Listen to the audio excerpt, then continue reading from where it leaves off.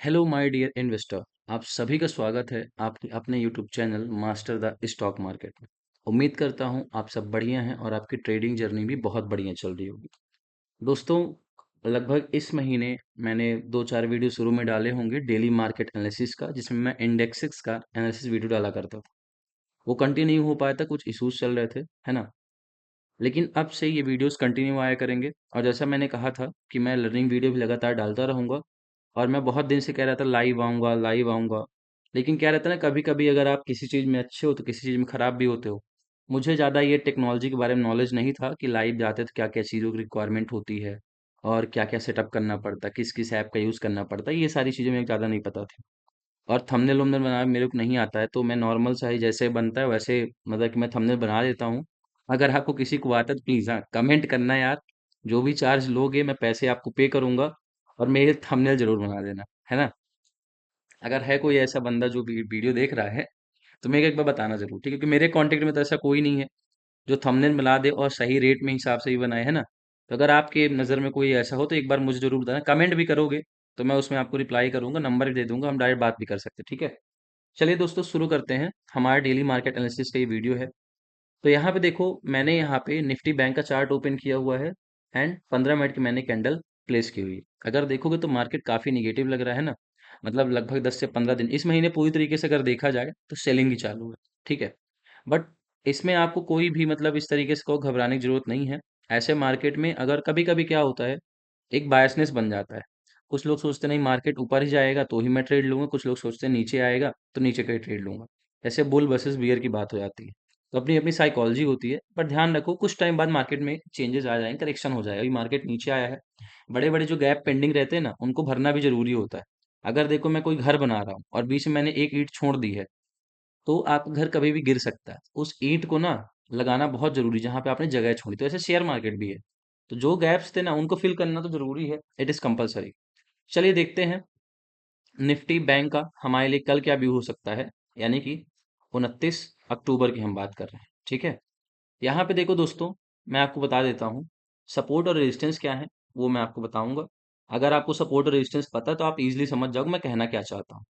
50,372 का यहाँ पे एक सपोर्ट है नीचे की ओर, और 50,877 ये ऊपर सपोर्ट है।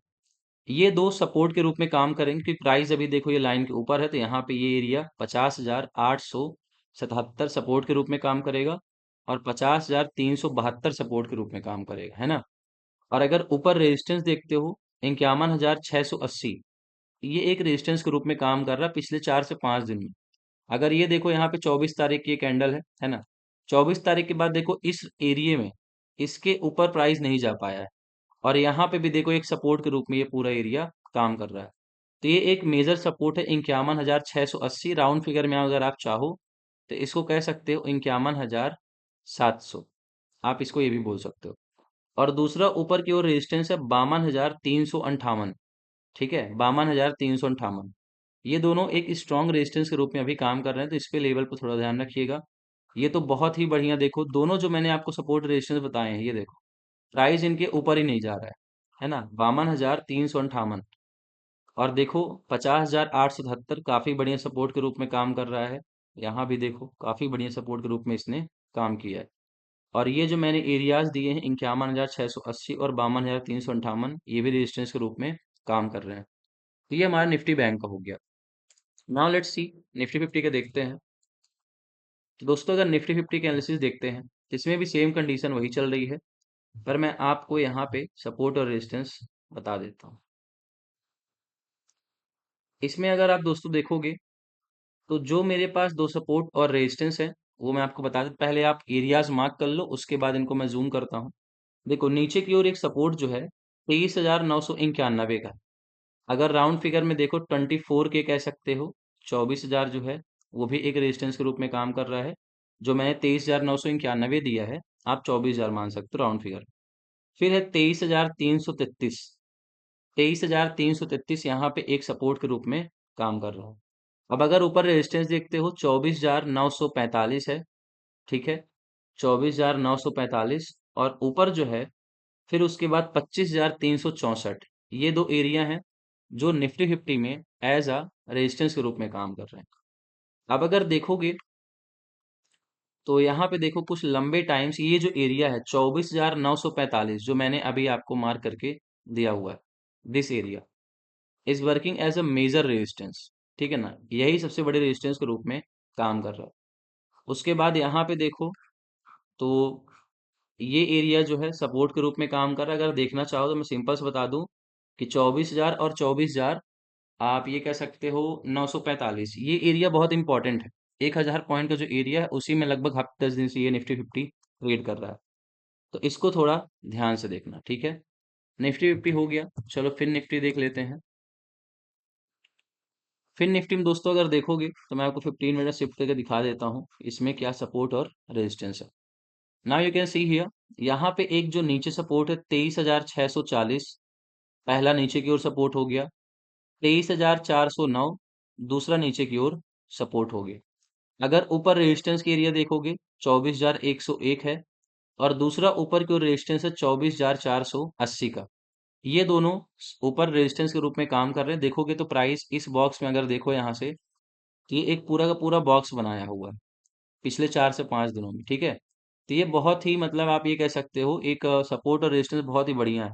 मतलब कि ये जो 400 पॉइंट का रेजिस्टेंस है काफी बढ़िया ये काम कर रहा है। ये फिर निफ्टी का हो गया। अब इसके बाद चलो देखो मिड कैप निफ्टी के दिखाते हैं। दोस्तों अगर निफ्टी मिड कैप में देखोगे तो यहाँ पे आप देख सकते हो निफ्टी मिड कैप का एरियाज है जो कि काम करेंगे सपोर्ट और रेजिस्टेंस में। 12,193 नीचे की ओर सपोर्ट है पहला। 11,950 नीचे की ओर दूसरा सपोर्ट है, ठीक है। अब अगर ऊपर रेजिस्टेंस देखते हो 12,756 का पहला रेजिस्टेंस है। 12,946 का दूसरा रेजिस्टेंस है। और 13,163 का तीसरा रेजिस्टेंस है। दोस्तों देखो मैं सिर्फ सपोर्ट और रेजिस्टेंस बता रहा हूँ, ठीक है ना।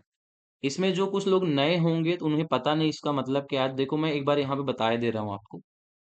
अगर देखो सिंपल सा है, मैंने कहा सपोर्ट और रेजिस्टेंस, तो ये ऊपर वाली लाइन एज अ रेजिस्टेंस के रूप में काम कर रही है और ये वाली एज सपोर्ट के रूप में। अगर देखो प्राइस नीचे से आ रहा है, ऐसे प्राइस आया थोड़ा सा ऊपर गया, तो अभी ये एज अ रेजिस्टेंस के रूप में काम कर रहा था, तो ब्रेक कर दिया। नीचे से जब ऊपर जाएगा तो ये एरिया रेजिस्टेंस के रूप में काम करता है। पर जब ब्रेक कर देगा और ब्रेक करने के बाद सोचो अगर ऐसे वापस आ रहा, तब ये एरिया एज सपोर्ट के रूप में काम करेगा। और फिर जब ऊपर जाने की कोशिश करेगा तो ये एरिया जो होगा ये वाला, ये एज अ रेजिस्टेंस के रूप में काम करेगा, ठीक है।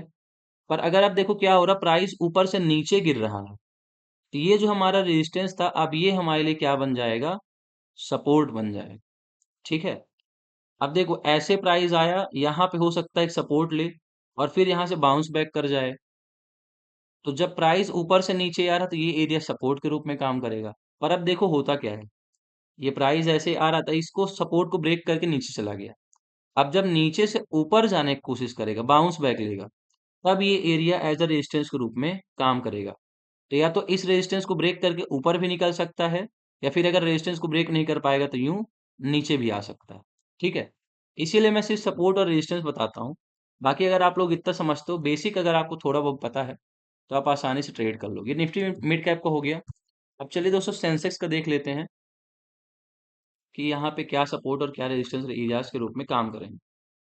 तो दोस्तों अगर यहाँ पे देखोगे 79,050, 79,050 ये एक सपोर्ट एरिया है। फिर है 78,290, 78,290 नीचे की ओर दूसरा सपोर्ट हो जाएगा। उसके बाद अगर ऊपर देखते हो 80,529 पहला रेजिस्टेंस है, और 81,768 दूसरा रेजिस्टेंस है। तो ये दो ऊपर आपके सेंसेक्स में रेजिस्टेंस के रूप में हो जाएंगे, ठीक है दोस्तों। तो मैंने यहाँ पे पांचों के पांचों जो मेजर इंडेक्स होते हैं उनका मैंने एनालिसिस कर दिया हुआ है। उम्मीद करता हूँ आपको चीज़ समझ में आई होगी। दोस्तों अगर कोई चीज़ नहीं समझ में आती है तो आप डायरेक्टली कमेंट करिए, पूछिए, मैं आपको सारी चीज़ें बताऊंगा। मैं लगभग सारे कमेंट देखता हूँ, रिप्लाई भी करता हूँ। तो अगर आपको वीडियो दोस्तों अच्छी लगी है, चैनल को सब्सक्राइब करें, वीडियो को लाइक करें और कमेंट करना ना भूलें, ठीक है दोस्तों। और आप अपने दोस्तों के साथ भी जरूर शेयर करिए, ठीक है। और खास तौर पे उन दोस्तों को जो नए हैं, जो शेयर मार्केट के बारे में सीखना चाहते हैं, ठीक है। और कल से लाइव आएंगे तो आप मुझे लाइव ज्वाइन कर सकते हो 9:15 पे, है ना? उसके 5 मिनट पहले भी आप मुझे जॉइन कर सकते हो सकता है अगर 5-10 मिनट लेट हो जाए तो वो मैटर नहीं करता, ठीक है दोस्तों? तो मिलेंगे कल एक नए सेशन में, हो सकता है कल लाइव रहें तो कल ही मुलाकात आपसे होगी, ठीक है दोस्तों? चलिए।